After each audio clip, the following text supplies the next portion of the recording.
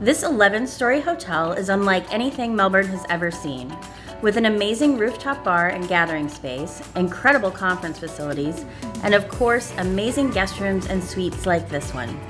So if you have friends and family coming to town for a visit, or want to go out and enjoy downtown Melbourne's great restaurants, bars, and shopping for a night or two, Hotel Melby is the place to be.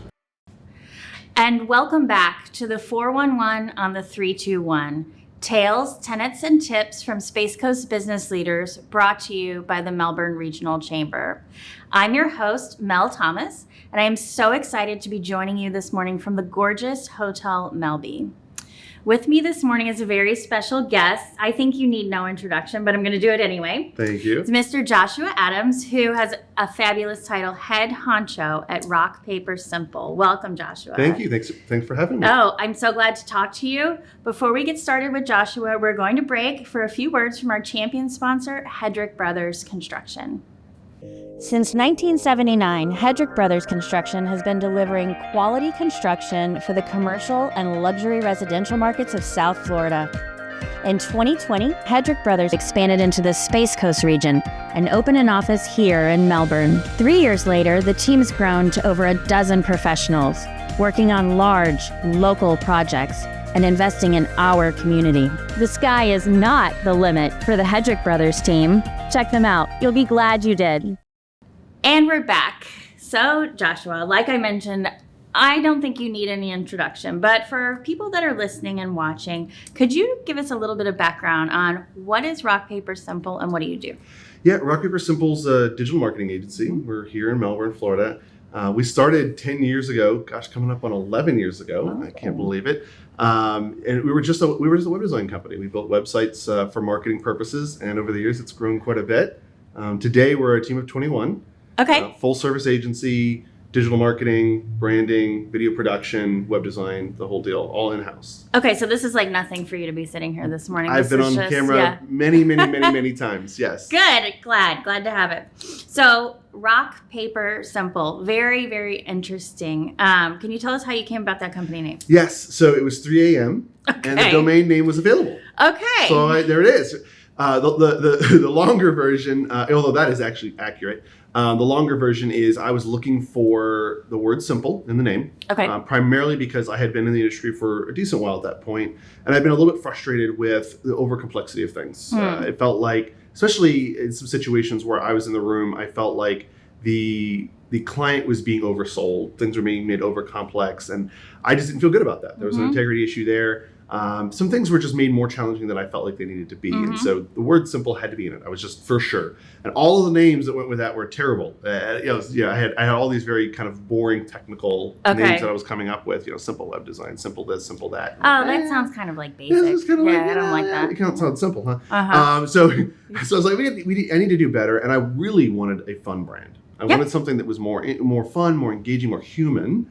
And again, some of my experiences prior were very sterile, very, kind of, like, that's not what I'm looking for. What's more fun than a game? Rock, paper, scissors, rock, paper, simple. It just was literally 3 a.m. and the brain went, ooh, and you hit Google and the domain was available. And so, all right, let's do it. I love it. And I love that a decision made at 3 a.m. was actually a good one for once. Because usually when I talk to people, the 3 a.m. decision was not the best one that they've ever made. Well, bravo to you. So you just hit on it. I know you offer a variety of services. You talked about that. But one of the things I think that sets you apart, and in your own words, you can tell me, is what you just said. So I'm going to sit down with you. I'm a client. The things that you do are so far over my head, but I know I need this.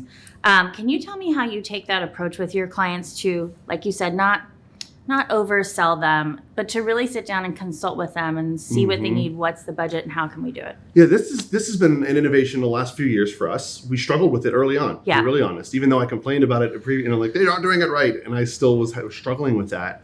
And we did a lot of things where they're very similar to the industry. And after a while, I was like, there's got to be a better way. We had clients saying we don't love this approach. My team was saying we don't love this approach. And one of the things we do now when we're coming into a client is we actually stretch out the sales process longer on purpose. Good. And it used to be, quick, get to that sale, get that sale, move on. But often we found we would engage with the client and it wasn't clear what we were trying to do. What were the goals? What were we trying to accomplish? What would we actually do? And so now we've stretched it out. We do a right fit conversation first. Okay. And that's all about right fit from a culture perspective. Will we enjoy working together? Right? Or will there be friction? Yeah. Right? And personalities are important there. Will our company enjoy working with their company? Will their company enjoy working with ours? And we're upfront with that. We're like, hey, we will pass on this if the synergy isn't there. Sure. Right? If we don't connect. There's no chemistry, right? You've got to make sure that we can connect. And then second, do we have a capability fit? Can we do what they're asking? Okay. Right? And it's very easy in the marketing world to get trapped in the, yes, I can do that. Yes, absolutely, I can do that. And you can overcommit very easily. And so we've really gotten down to, what are you trying to accomplish? What are our capabilities? Is there a match? At the end of that conversation, we say, do we both feel there's a right fit? If so, we move into a strategy session. The next time we meet, we're doing a strategy session, and we're really, really digging deep. What are you trying to accomplish? How can we serve you, right? And after that, then we present the ideas to them. Then we move into proposal stage. Okay. So we're not even writing a proposal Right. until we've met 3 times on that. And so that's one way we really dug a little deeper into that. Now granted, if somebody comes in, we have a right fit, and they're like, we just need a website. Okay, we don't really need to go to this long, deep process. We're doing a project that's pretty straightforward. But if we're going deeper and working on strategy and trying to determine what are we doing long term, that's kind of our process for that. Right. And I'm sure you can speak to the results when you started actually listening to your clients, hearing what their goals were, seeing if we're a good fit. Right. Am I a good fit for you? Are you a good fit for me? And I bet you get repeat business from that and longer term. Longer term clients. It was one of the things when we made the change, we actually went to the existing client base and started rolling out the changes and how we did things. Yep. And a decent amount of clients were no longer a right fit. And so we parted ways. Those are hard conversations. And they were very hard conversations. And it's a little bit harder even still when you go and look at your budget and go, oh, my recurring revenue dipped by a little bit, But the right fit customers now. Yeah. And so that, and as we kind of rebuilt that over the years, we were able to do that with people that were more of a right fit, which has been great. Good. Okay, so let's talk about some results. Is there a particular project in the past or maybe something you're working on that you're like super excited, really proud of? That's so hard because we've done so many. At this point, I think we're getting close to 800 customers and clients over the last 10 years-ish, which is insane to me. We were going through the list, and we've served a lot of businesses. And everyone's this new and exciting, great, we're going to do this, we're getting to do that. We did some really, really fun stuff with Brevard Public Schools. That's been a really fun one. A lot of video work there. Yeah. Just kind of telling the stories and doing some things. That was a lot of fun. We did a documentary project. That one was really exciting. Okay. That was on mental health. It's called Breakthrough. Yes, I saw that at League of Cities. You teased it. Yeah, that was awesome. Yes. Yeah. And so that was a really wild project because we'd never done a feature-length documentary before. We filmed all over the country.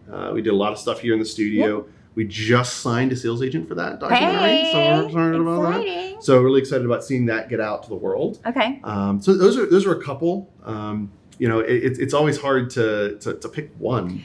Right. And you never know what's in the future. Right. Yeah. That'll just knock your socks off. Those were a couple recent ones that I think were really different. They kind of pushed the boundaries on some things we were doing, and a lot of fun. Okay, great. So this might seem like a simple question. No pun intended, play on the simple part. But if I'm someone who has a small business, maybe I'm even a new business owner, can you just answer the simple question, why is marketing important? Yes. So the marketing side of things, I like to say there's a lot of ingredients when it comes to kind of sales and marketing. Right? Yeah. There are two sides of the same coin, right? You really need both. A lot of people will come, especially early on, and say, all right, what do I need to do from a marketing standpoint to get my small business established? Sure. And often my question is, especially that early on, is what are you doing for sales? Because really that needs to come first. And some people are surprised to hear me say that. They say, well, wait a minute, but really you need to know what is your sales process? What is your sales efforts going to be, right? Mm-hmm. How are you going to get in front of people? Marketing just enhances that, right? It can draw people to you. It can build the right awareness. You can build your target audience. You can build, how do I want to look in the community? What do I want my message to be? All of that's marketing. But if you don't have a sales outlet or effort, it will fall flat. And so that's the first thing I always advise. Make sure there's a good sales strategy. Beyond that, marketing, what is it and why is it important, really comes around how do you position yourself, how are you coming across to somebody, right? Yeah. What do they think of when they think of you? Do they even think of you, right? All of those things need to be answered with marketing. And so, for example, when we first started, right? Rock Paper Simple first started. It was a brand new brand. Nobody knew about it. You were in the same position, right? Yeah, I was in that same spot. I had no money. I had left a previous partnership because of integrity reasons, and literally started Rock Paper Simple with $700 to my name. Wow. So I was in that boat of, how do I get started, right? How do I spend the few $100s I have? Yeah. I'd make a website sale and go, all right, here's a few dollars to pay my rent. Now, how do I do a little bit of marketing for myself? Right. And really, I started with a really strong core message, right? I wrote out our core values. I wrote out what made us different, the differentiators. I wrote a proven process. I wrote, this is our way. At the time, it was our 7 steps to a marketing-focused website. That was our thing, right? And that was that's what made us different. And so we had that. And then I literally, good logo, unique business card. I had a clear plastic business card. Oh. And so that got a lot of attention. I did a pull-up banner and a tablecloth. Okay. And I built my website. That was it. Okay. That was all I had. And then I literally took the few $100s I had and got tabletops at all the chambers. Every chamber event, I had a tabletop. Nice. And I was just at every event, right? Okay. With that ensemble, if you will. I didn't even have a lot of marketing materials. I literally would pull up my banner, tablecloth, and have business cards And on here's my clear and literally business would put card, my clear business cards out. I laid them all out, and I would just and I'd meet people, and it was just really funny because it was different. Yeah. So people took notice. It was different. It was consistent. It was very consistent. I mean, you couldn't go to a chamber event, any of the 4 chambers, without seeing my table and my clear plastic business card, my website. And it was just that consistency, and it wasn't that expensive, really. If you think that was what I had to do, right? Time intensive. Right. But that really worked for me. It really worked because literally I remember would pack up at one event, in Cocoa Beach. I'd pack all my stuff up. I'd drive over to Melbourne and I'd be at a Melbourne event and people would leave that event and show up. Wait a minute. Yeah, right. Do you have a twin? Yeah. I literally got asked that question. So that was marketing, right? It was sales and marketing, right? And I was doing the networking. I was doing that, but that was really effective early on. And so I tell people, especially early on, make sure you have your sales stuff figured out. Really strong message, figure out your core brand, and then find something, and this is what I'll leave with on this, find a battle you can win in the marketing space, right? So a lot of times you look at the marketing and go, I want to do all of it. I'm going to do I'm going to do digital ads, and I'm going to do networking, and I'm going to do outreach, and I'm going to do mailers, and I'm going to do billboards, and I'm going to do radio, and they list all the stuff they want to do. Cool. But now you can only afford a little bit of all of it, and you're going to look on everything because you're not really pushing hard. And so by choosing a battlefield to win, you're able to focus your efforts, right? And talk about how focus is focus makes a laser, right? Yeah. And so you don't get a lot done without focus, especially in marketing. And so that was something we had to kind of figure out, especially being the young agency on the block 10 years ago. How do you figure that out? And that was one of the things we did. We said, we're just going to own the chamber networking space. We're just going to be everywhere. Right, we brought somebody on early and said, all right, your job is to network and be in the chambers. Yeah. We're going to be at everything. We're going to sponsor everything. We sponsor all the events. We sponsored all the fundraisers. We were just very, very present. Then we turned to the digital space and said, oof, man, SEO, we're never going to win the SEO battle. These guys have all been around forever. So let's win the social media battle. And so we started really hammering social media. And we started marketing in a way that agencies don't normally market. We were just more hitting the masses, if you will, with social media platforms. So we started getting, people saw that. You see where I'm going with that? Yeah. So it's all do of one those thing things. and do it really, really do well. Do it really well. Yeah. And then if you're ready to move on to another thing and own that thing, then do that thing really well. Right. And that was kind of how we built up our presence on that front. The last thing I'll mention, really strong brand, right? So, and that's not just the logo, right? Well, and so perfect segue into my next question. So if you've been to Rock Paper Simple offices or have ever met you or even seen your logo, you'll know that vibrant orange is very important. I hope that you can appreciate it. Thank you. You're welcome. I appreciate it. Can you tell me why? So kind of coming back to that, fight the battles you can win, right? With branding, you want to own something, right? And so when I started Rock Paper Simple and I looked at what could make us different, right? We started coming up with some phrases. The word you hear us stay awesome all the time. You'll hear things. Yes. We've embraced Star Wars, for example, as part of the brand. You see that a lot with our stuff. But orange, when I was looking at the colors, I was like, what color could I own? Yeah. Quote unquote. What especially in our area, what wasn't being used a lot. No coastal blues and right. And so much blue, so much red, so many of these same colors. And so we said, okay, let's pick a color that's vibrant, it's fun, that we can own. Yeah. Right? And we could just be a little ridiculous about, right? And branding, the funny thing about branding, I feel like it's going a little too far with something. You know, Okay. you know what I mean? Yeah. Because that's what you remember. Like if you go a little bit, the commercials you remember, the ones that went a little bit too silly or a little bit too, okay, right. that was different. That's what we're going for with the orange, was this differentiation. And so you'll see it all over the office. Big whole walls painted orange. You know, I come in wearing bright orange shirts or bright orange tie, or, you know, today I'm wearing the custom shirt today with the orange buttons, I love with the orange belt. And so you play with, you will rarely see me without orange on me somewhere. It has become a personal branding thing at this point. If I show up without orange, people will be like, "Are you okay? Do you feel okay? You good today? Did you forget to do laundry? Right, What's going on?" Right. Yeah. And so it's become a thing that isn't just me, though. It's the organization now. People expect orange from us. People have showed up at our door with orange chairs and said, "We thought of you," and gave us, like, "We bought these and they don't fit our office. We thought you'd like them." People have shown up with orange objects. Talk about a worm in the brain branding wise. Exactly. Like they associate. Yeah. Constantly. I love it. We hop on calls with clients and they'll purposely wear an orange shirt like you did today. It's that kind of thing. When people come into the office, they will purposely wear orange items. These are clients, these are vendors, these are, you know what I mean? And so we've created this little fun brand following, if you will, around certain things. And again, people will mention it. I've been in full 300, 400 person rooms and somebody says something about Star Wars on stage and goes, "I know our rock, paper, scissors is going to enjoy this," you know? And it's that kind of thing because we've built, people like associate certain things with us. Orange, Star Wars, coffee has become a thing that we really kind of play up at the office and we joke about in our marketing. So people mention that. So all of those things are important when it comes to the brand and having something unique and different.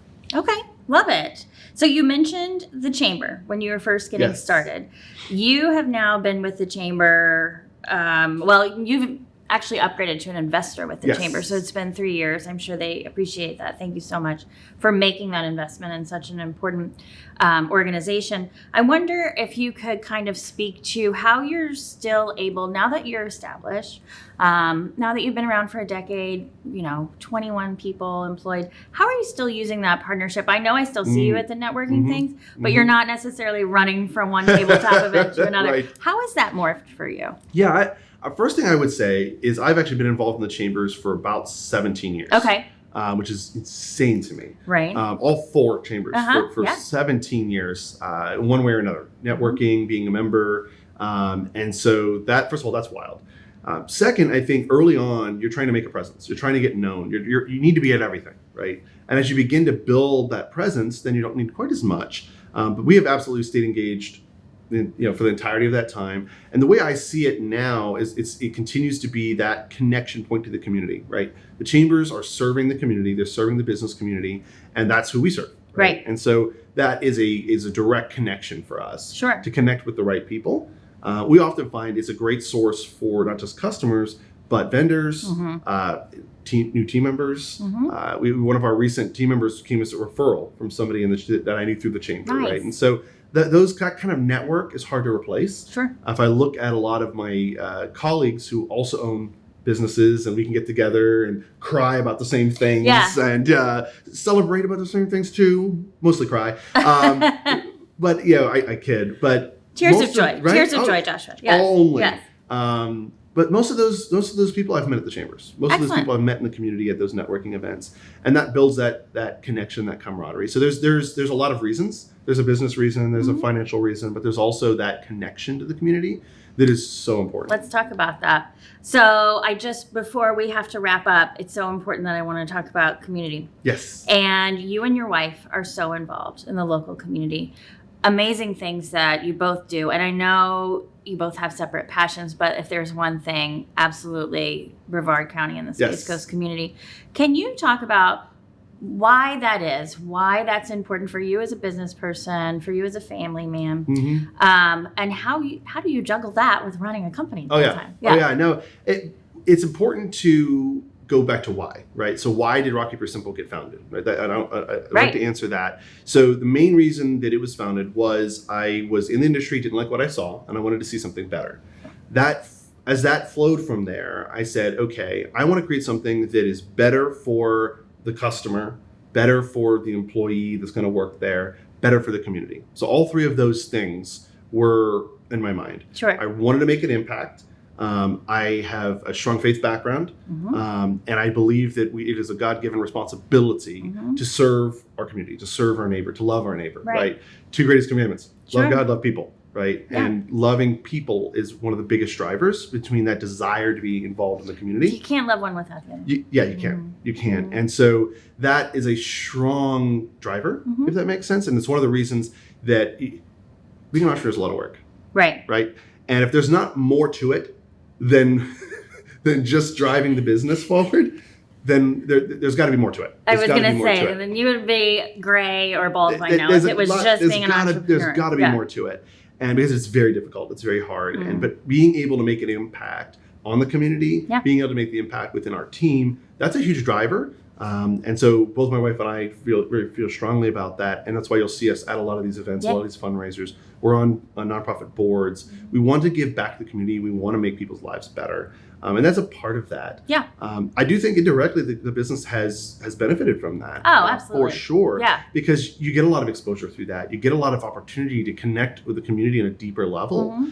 So certainly there's an advantage to it from that perspective. But I also believe that there's an internal reason there too. You're impacting human beings in a meaningful way, and in unusual ways, right? And whether that be helping to raise some money for a nonprofit. We've done a couple fun fundraisers around the Star Wars theme. We've done a lot of involvement with those kinds of things. But something as simple as for our own team, bringing in chaplains, right? We bring in chaplains for the team, and they're there for them, whether they need to talk, they need to pray, they need whatever, but they're there for them if they need it.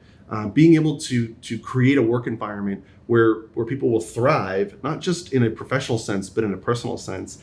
And then watching them go and engage in the community. Yeah. And we had a team member just the other day say, hey, we haven't volunteered for anything in a long time. And boom, boom, boom, here's some things to volunteer in. Come with me, guys. And it wasn't even, it was just a team member saying, hey, we haven't done this in a while. We've been too busy. Let's go do it. Yeah. And I think that's kind of cool that's now going beyond just having to drive it or Diana having to drive it or whatnot. But I do think that our connection to the community has been very, very important. For me, this is my hometown. Even though I didn't grow up here, I grew up here. Right. It's something that I often will say. I was 18 when I moved down here. I grew up here. Nice. If that makes sense. Yeah. And this has become my home. Of course. And as much as I love little old Conneaut Lake, PA, population 700. Okay. Coming down here, this is where I came into my own from a career standpoint, from who I am standpoint, if that makes sense. Yeah. And so there's a special place there when you look at Brevard County. Good. And you're right, it is contagious. And I think it is good for business because you do meet people that are like-minded and they know a little bit about you before they pick up the phone and start that strategy process. They already know what you value, what you're up to, what you're doing. They don't have to educate themselves. So bravo to you and your lovely wife. Keep up all the good work. Thank you. So if somebody's been watching or listening this whole time, they want to know more about you, they want to get involved, they just want to ask questions, could you share our website? Oh, absolutely. Okay. Of course, they can go to rockkeepersimple.com. They can also hit me on LinkedIn. Okay. So just punch my name into LinkedIn. Okay. That's a great place to connect with me. I love LinkedIn. But one of those two would be the best. Okay, excellent. So now is the time in our program where we ask all our guests just to drop a little pearl of wisdom, a little tenet, a little tip, something that has served you well in your personal or professional life that you think would resonate. Yeah, I will go with kind of my personal motto, ever forward. Oh, okay. And so this has kind of been my personal motto for as long as I can remember. And the biggest lesson there was that most things don't succeed on the first try, right? And I don't recall who said it, but there's that concept of success is a big pile of failure that you're standing on. No, I like it. Yeah. And I just got a hold of that. I like the visual. And I love that because it's in a lot of ways it's true, right? In a lot of ways it's very, very true in terms of you step forward, you fail, you step forward, you fail, you step forward, you succeed, you step forward, you fail again. You know, and there's an element of learning, being willing to have the perspective to say, okay, how do I do this differently? But I can look back at, even before my career got started, at some of the business endeavors I tried to do in my teens and some things that didn't work. Yeah. And, you know, my first try was as 9 years old, I had a strawberry patch and a winter frost killed them all, you know, and I just remember, you know, like, no. And it's one thing after another. Sure. And I could point to a lot of failures that lead to the successes, if that makes sense. And so that idea of ever forward, that idea of, okay, you made a mistake, keep going. And that attitude applies to me, but it applies to those around me, right? And so when I look at a team member and they make a mistake, it's like, okay, cool. you're not going to make it again, right? Okay, cool. Let's keep going. Like, don't get hung up on that. Let's keep rocking and rolling. Ever forward is kind of something that's typically my sign off on most things. And so I really encourage people to take the risk, take the leap, and don't be discouraged when you fail, because you will stumble, right? Nobody's perfect. You're not going to be successful in everything you do. And I do know a lot of people that have a lot of potential if they would just take a step and another step, and another step. And when they stumble, take yet another. And so I just like to encourage anybody who's maybe a little bit fearful or a little bit like, I don't know if I can do that. Take a step, keep going, go ever forward. I love it. Well, thank you so much, Joshua. Thanks so much for coming. Of course. Thanks for having me. Stay awesome. Keep pushing forever forward. You're welcome back anytime. Awesome. Can you share that website one more time? Of course. Yeah. You can go to rockpapersimple.com, or you can hit me up on LinkedIn. Perfect. So thank you again, Joshua Adams and Rock Paper Simple, for joining us this morning for the Melbourne Regional Chambers, 411 on the 321. A huge thank you to the Hotel Melby for putting us up in this gorgeous suite. As always, thank you to Anthony and Tightline Productions for making this possible. And a new thank you to Jillian Broski, the marketing manager at the Melbourne Regional Chamber, for producing this program. I've been your host, and we'll see you next time.